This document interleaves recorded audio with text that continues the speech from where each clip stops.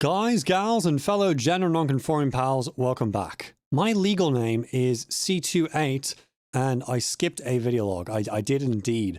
I was swamped with work, and so we're going to shoot 1 for 2 here. Thankfully, the topic of the class was literally the same. It was part 1 and part 2 of the same stuff. Dynamic processors. So the same stuff we've actually been doing most of the class. That's your stuff that affects your amplitude, the level, the how loud stuff is of your audio. So I don't have a clear vision for how I want to record this. So I'm going to take about a minute of my time real quick to just review my notes again. About 0 seconds of your time because it's going to clip like this. So the primary 2 things we've been working with are expanders and compressors.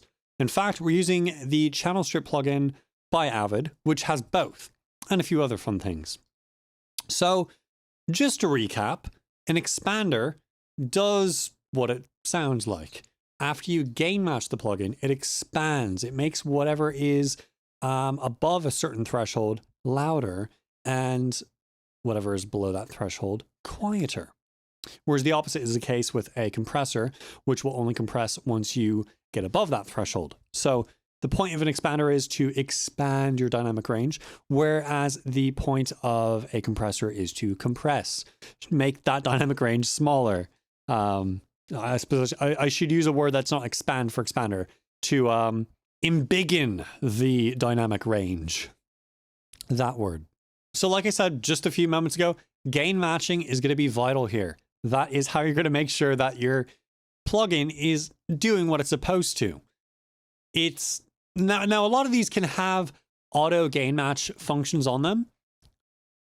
If you're a pro, you probably don't want to use that. If you trust it, you know what it's doing, you know how it's working, and you know it's going to work the way you want it to, fine.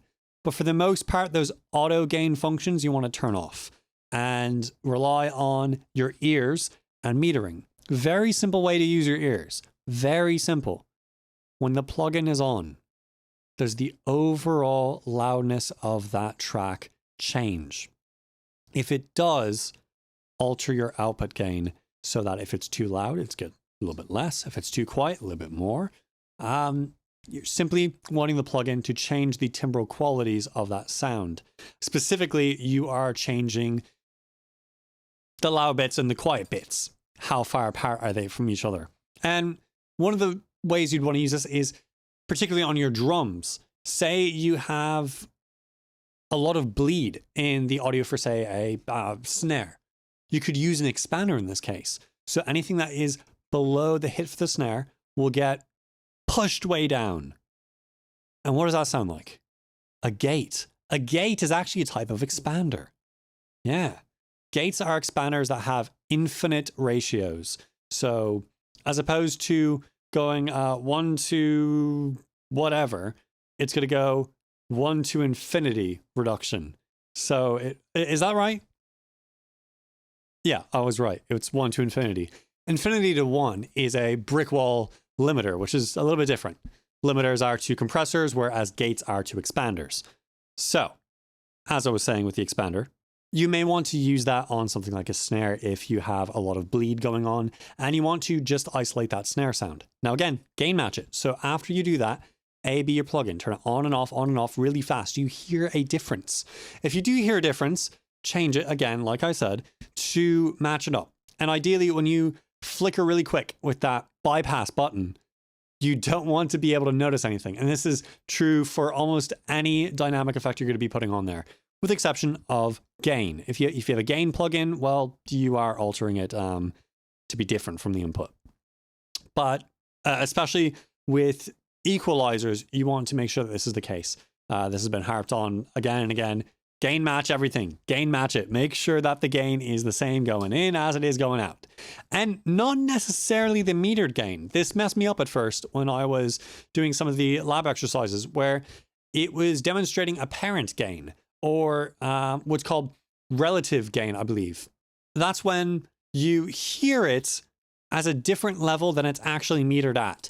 Our ears are more sensitive to mid-range frequencies than they are to lower or higher range frequencies. So because of that, if you have a lot of that, we're not going to hear as much. So if you're getting rid of a bunch of these low-end frequencies, high-end frequencies that we're not very sensitive to, it gets a lot of level out of the mix. But the way we hear it, it could be sounding absolutely the same, even if the level's actually lower. So you get to get rid of a lot of power coming from a track that gives you more headroom to work with for something else. One of the parts of the expanders and gates that I thought was very cool, that I have not used before, is using a sidechain input source for it to trigger the gate. Essentially, it's using a little built-in equalizer to measure the frequency spectrum, and it'll only trigger when it hears stuff after that EQ plugin. Now, it's going to be bypassed, so you're not going to actually hear it unless you are soloing in on that EQ for finding what the frequency is. That EQ is intended to just be in the background and you're not going to hear it. It's not actually altering the sound. It's just for the plugin to operate. So if you only want the snare, for example, to trigger the expander, then what you can do is you can have it sidechained to the fundamental frequency of that snare. Again, fundamental frequencies are the loudest band that you can see on the RTA of a equalizer plugin. So say if you have a different fundamental for a different instrument, you could easily just say, okay, what's that frequency? What's that fundamental? And use that instead and just tune it to be measuring for that frequency with the bandpass filter. And it's a very thin bandpass filter, kind of like a reverse notch filter or a bell filter, but like a really thin Q on it.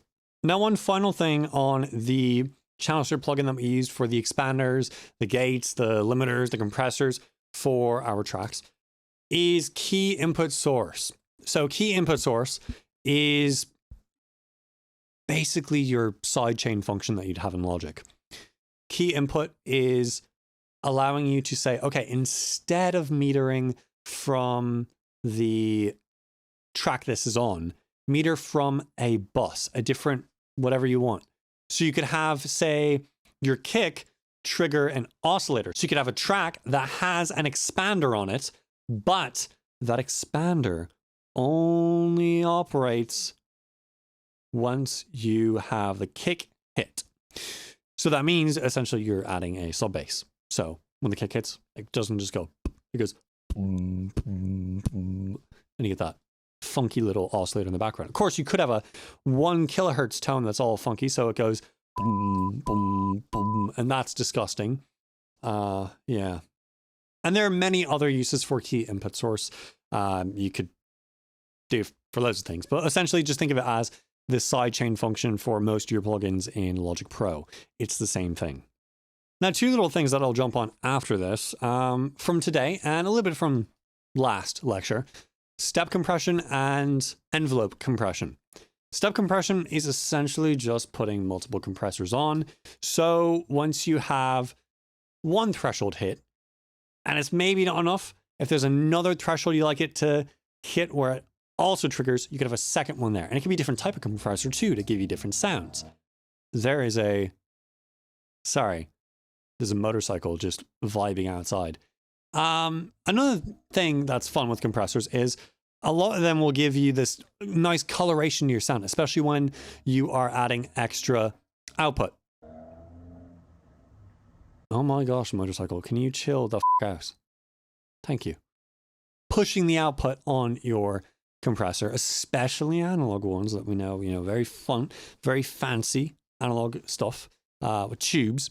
Those tubes add really nice coloration on your sound from the harmonic distortion. Very fun stuff. Very useful in mastering and the mixing process. So you can honestly just put a plugin on there, and if it has some sort of coloration, like say the Universal Audio API plugins, those are designed to emulate API consoles, and simply putting it on there colors your sound. So you could just like put a bunch of different things on there, be like, let's put through this thing and this thing and this thing, and it's basically just EQing it, but not really. It's doing dynamic things. So it's fun and it's actually useful. Now on to envelope compression. It's as it sounds. You're compressing for not certain amplitudes or whatnot. You're just trying to get timing things sounding good. That's a terrible way of phrasing it, but it's a correct way of phrasing it. Get time things to sound good. So, for example, and I'm going to hate myself for this, if I have this snare sound here, and that snare sound goes, that's a pretty long attack time for the compressor because I didn't even put it on. And you may not even notice what is wrong with it, what's good with it. But let me give you this sample instead. Would you believe it if I told you that was the same snare? I just put a compressor on it. Doing envelope compression. So essentially, I'm giving the compressor a little bit of time before it actually kicks in to start compressing. So the transient sound that hits that can go, but it stands by a little bit and then compresses. So you don't have it sounding like, instead it sounds more like, which is quite nice. Future me, who's, you know, recording all that and getting this in the video, I appreciate you. And hopefully the YouTube audience appreciates you too. You being me, of course, but not from this time, from the future time, where I'm going to despise all the work I have to do to get this done. But deal with it.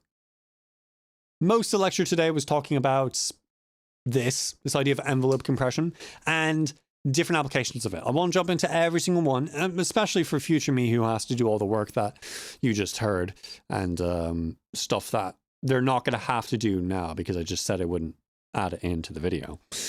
But we did go into many, many different examples today of how to implement envelope compression.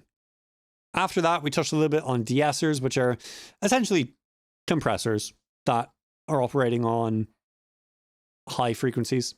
It's kind of like a multi-band compression thing. Multi-band meaning instead of just compressing all the bands at once, it does it for specific bands, and that's the bands, those ones. I'm not going to do any fancy audio stuff there. I could have, but I'm not going to. I've got lots of work to do, so I need to limit my editing time to a very fine window. And ducking was the last sort of thing that we touched on. Ducking, essentially, if I have an instrument playing and then my voice comes in, the instrument goes away. And you've heard that in say, what was it? I think the 1000 subscriber special used that, where when my voice... No, when the synth was playing, my voice would go away because the voice was actually just an ambient mic. So whenever I had the ambient mic out here, you could hear my voice now and when all this was going on. But the second I press something, it would go away. I was faking speaking there. I didn't actually do it. But that idea of ducking, you can do it less dramatically. Instead of just being this cut where it's like, stop. You could have it where you move things out of the way. Also, just generally called side chaining, which is incorrect. It's not side chaining. Side chaining is such a broad word that using it for just that one little thing is, it's a bit like saying parking is driving. Driving's a lot of things. It's a lot of things. Parking's one of them. This is one of the things that you can do with side chaining, but it's not what side chaining is. So that idea, of course, when your kick hits, a bunch of elements go down in level.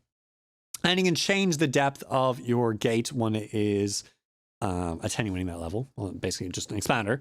And you can say, okay, I want you to attenuate just 3 decibels. That's it. 3 decibels down, and then come back up at a certain time. So you can, of course, set your release time. Actually, you could set a hysteresis, but not particularly helpful in all cases. I don't know if I touched on what a hysteresis is previously, but we did have a few labs since we last spoke.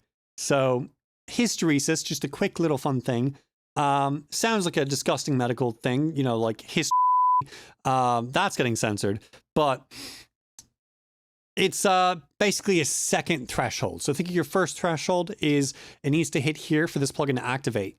The second one, the hysteresis, not the the hysteresis is your level it needs to drop down to for it to disengage. So it's not like this time thing where it's waiting and like after it hits here, waiting. Sort of. I mean, your hold does engage afterward.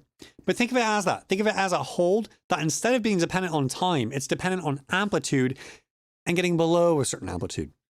Very useful. So say you have a level that your kick drum needs to get to for it to sound good once it starts fading out. But that level is way below what the initial threshold you want it to activate at is. You can add a hysteresis. And then when it drops down to that level, then it fades out. Quite useful indeed. Now I hinted at it, yeah, we've had a few labs. So I suppose I should touch on what those labs were, what they entailed. So we're doing a lot more with that lab song. I think we've had like 3 labs since we last spoke. Quite a bit, sorry. But in those labs, we were primarily focusing on equalization. So big thing in the labs that we were practicing, feathering EQing and making space in the mix. So you always hear about make space in your mix for your vocals. Make space in what the f does that mean? A lot of people will say, oh yeah, it's like EQing stuff. Okay. But what does that actually mean? Now, most people can figure it out. It's kind of obvious. But it maybe isn't obvious to everyone. So don't be a and say, yeah, it's obvious. Here's how it actually works. You could analyze the fundamental frequency of your vocal. Find what that is. It's basically what is the primary band that is active whenever the vocal is singing or any other instrument you have. Then find the masking frequency. Find what is playing in your song that is taking up the same area. It's in the same, say if it's vocals, mid-range area, and it's going over your vocals. Your vocals can't peak because this thing's in the way. Or maybe it's like level with it, or it's like just tiny, barely up there. You add a dip, a permanent one. Now that might be concerning. You might be like, well, what happened to that part of the sound in the thing I just got rid of it in? It's gone. It will be returned by the vocal. Not everything needs to have all the sounds represented. Now, don't wash out your sounds and make these tiny little notch cuts everywhere for every single little thing. Not a good idea. Use vary. Like I showed you the first example in the video log previous to this one. Let's pull up the sound at 12 decibels per octave.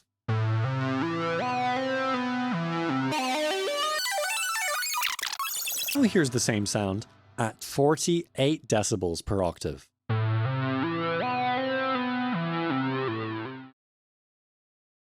Use vary. Like I showed you the first example in the video log previous to this one with the sound stuff, with very harsh cues, how that affects the sound. It gives you very unnatural sound to your equalizer. Use very broad, shallow cues, bandwidths. And you're just going to do a very wide but shallow dip. You don't need to be this crazy big thing. You're just making space for it.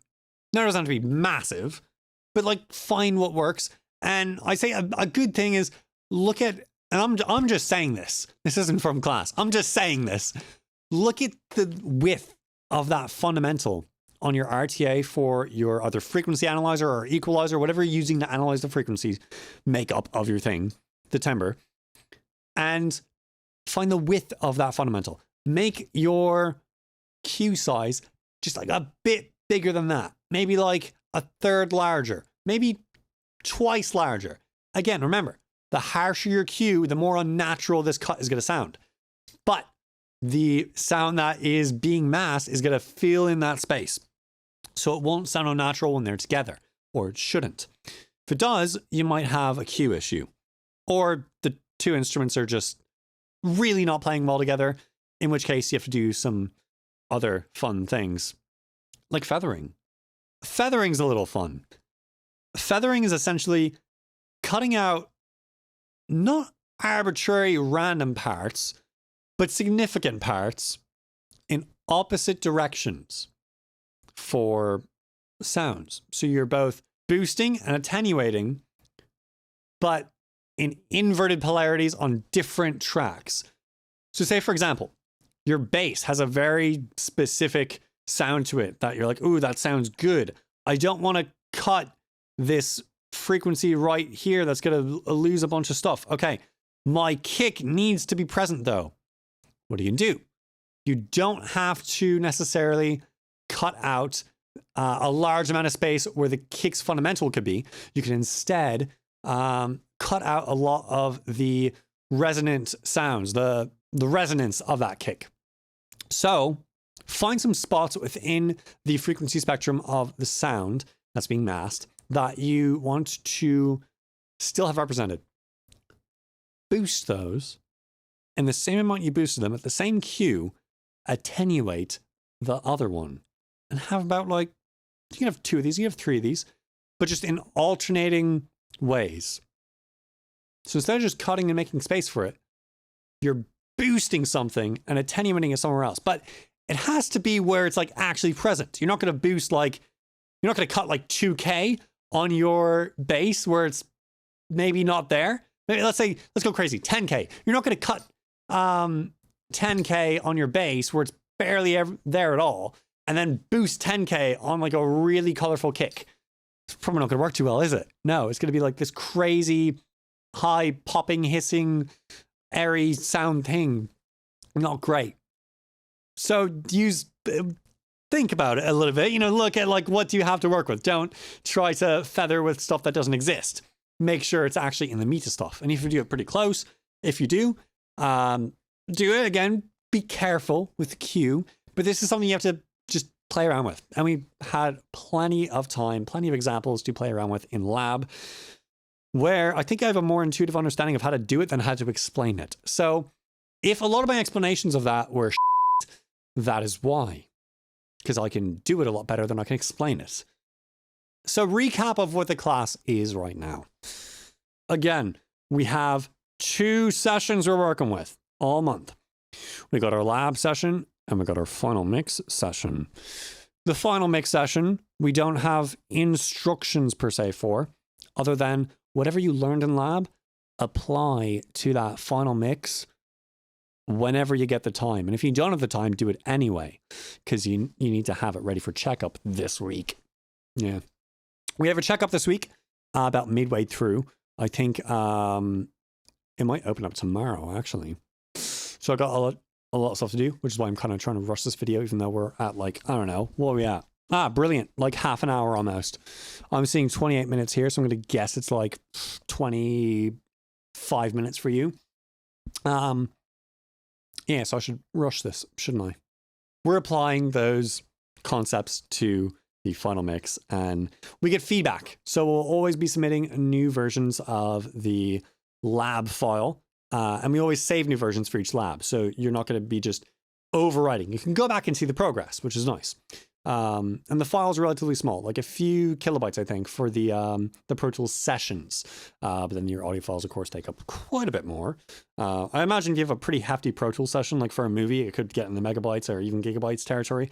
But I imagine gigabytes might be difficult. But the session file itself, the like edit window stuff, what numbers are everything at, that kind of stuff. Yeah. So again, uploading that and we get feedback from the instructor. So use that feedback. And it's really a great class to learn some new techniques. I've learned some new stuff. And honestly, it has permanently changed what I think my workflow will be. After trying to mix Lost Melodies and Unloved Timbers Volume 2 in Logic, I'm realizing, I can't do all of this in Logic. I need Pro Tools for some of this stuff. I might be porting some of my sounds out to Pro Tools, which would suck because I have a lot of plugins that are interacting with each other in Logic. So maybe not all my songs, but the songs that have the least amount of plugins on them, I might port out to Logic to finish mixing. And for the future, I'm going to record, I'm going to do all that stuff, compose in Logic, mix in Pro Tools, master in Luna.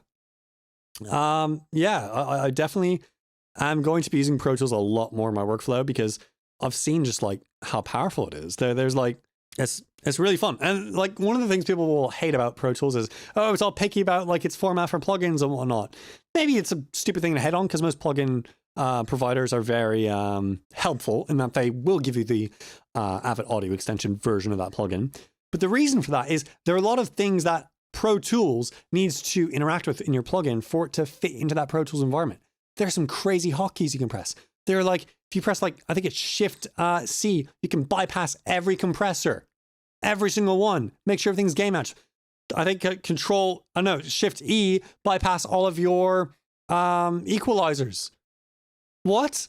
That's not an option in Logic. It's not just like a bypass all your, and there's even a bypass all your plugins option. That's not a thing in Logic. You can't just do that. So the A/B in that fashion is tremendous. And almost every Avid plugin allows you to gain match very easily, which I've now learned is quite a vital, important thing to do accurately. Gain structuring. It's genuinely not a thing I put conscious effort into in my mixes until now, realizing, oh, we're basically carving. It's all subtractive. You get your very basic level for everything, and you don't touch it unless you really need to, but don't touch it. And you're just carving things away. And you have this little bit of headroom to work with. And as you take stuff down, you can boost stuff. But you're very rarely building. It's a lot of subtractive stuff you're doing. So my workflow for mixing has changed significantly from just week 1 of the class. I mean, the first lecture of, is it the first one? What day is it? It's Wednesday, my dudes. Oh my goodness, it's the second lecture. Time is strange. The second lecture already of week 2. Wow. But I'm learning a lot. I'm definitely going to adapt it into my workflow. So let's stop rambling about that. That took like a long time, I think, just to say all that. So C28 stuff, I'm going to be busy. Pretty busy. Another thing is this setup won't stay for long. I'm trying to move apartments, which is probably going to be a hefty little ordeal. So I guess I'll just surprise you. I'm not going to say when I'm moving. I'll just say it's going to happen eventually. But there might be a point at which you see this setup start to become smaller. And eventually I'll just randomly being in a new space. So don't be surprised if some things go away. You're like, hey, what happened to like the matriarch? Where'd it go? In a box. It went in a box. Yes.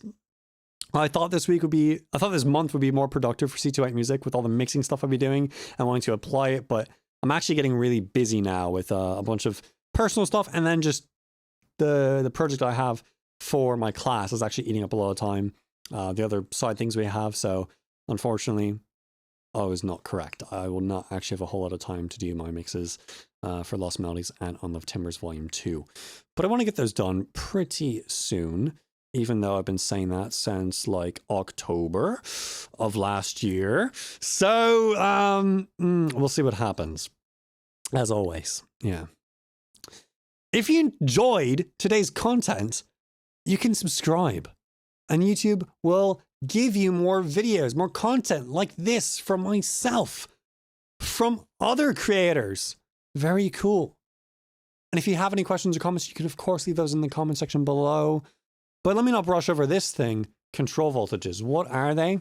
Channel members. Y'all help out a lot. And by y'all, I mean, well, just this one. Because we just got one right now. But if you wanted to join, become 2, you know, have both you on screen. It'd be cool. Appreciate it. Sincerely. Luke, thank you. Helps out the channel a lot to have that extra income to, and I push it into C28 music. That income goes to C28 music to fun videos, fun projects, fun ideas, fun little things. I mean, C28 electronics hasn't gotten off the ground a whole lot yet, but buying equipment for it has happened. So I want to be doing more projects, I want to be doing projects. I haven't done any yet on the channel. And so membership dues, but membership fees help with that a lot. And of course, ad revenue. So, you know, watch those ads that you're seeing, please. I don't think it actually penalizes me for you skipping it. I don't actually know how it works a whole lot, but still, thank you, Control Voltages. Of course, As you know, you get early access to videos, behind the scenes content, members only lives, and more. This month, a lot less of that, unfortunately. It's going to be busy. But next month, hopefully a lot more. So, I think I covered all my bases there on the outro. I hope you all take care of yourselves. God be with you. And goodbye, YouTube!